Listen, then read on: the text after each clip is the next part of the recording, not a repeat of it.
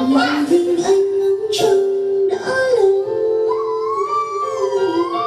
người ngẩn ngơ đứng nhìn đánh rơi một cười, rồi em xa xuyến trên nghe núi